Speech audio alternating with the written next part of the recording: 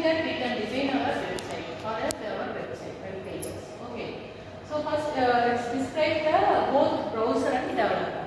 So what is the purpose of HTML means? It describes the both developer and web browsers means. Okay. So it's having some common semantic tags. In that first one, header. Header means it's defined the header section. If you are taking any web pages, first we have to give the header portion. So first in the first tag we have to define our header section. Okay. So for that we are using header tag. Next one is navigation tag. This is for our navigation link. Next one is section. Section means what are the documents we have to include that we have to implement in this section. Section of a document is including in a section tag. Likewise, in article, here we can put any independent content. That is, content may be a independent one. For example, if we are taking students' details means, according to that name, we can include the marks and every details.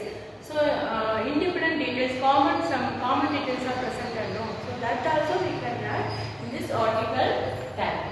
Okay, next one is aside. It's a sidebar content. So, using that we can include the sidebar content. Then footer, we can add any footer section or any footer section. For example, if you are uploading any page, any web page means, we have to tag, we have to label that particular web page.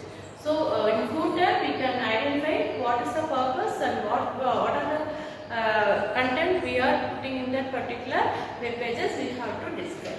So, in a footer section, we can include our footer details.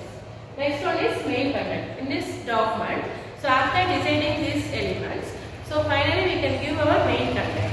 So, based on a main tag, we can include the content of a main document. Like this, figure tag. Figure tag means we can include any type of images on pictures. For example, if you are taking like home page means, we have to design our home page means, we have to include that home image. So for that we can use that figure tag. Okay. After that, figure caption. It's nothing but it's caption of a figure. That is, we have to include the caption of each figure. So for that we can use the figure caption. Okay. So if you want to develop one web page, it may be like this. For example, in header we can include my web page.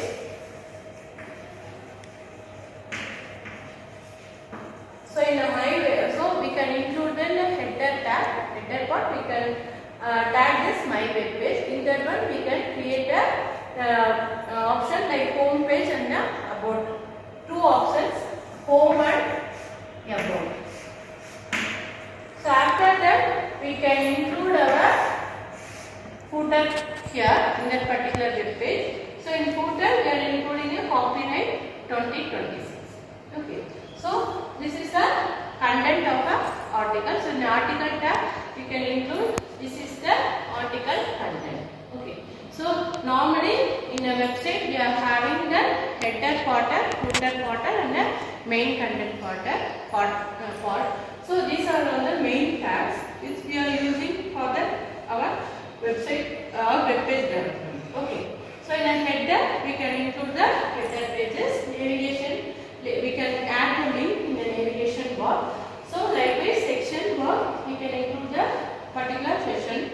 Then article, it's a independent content or a document.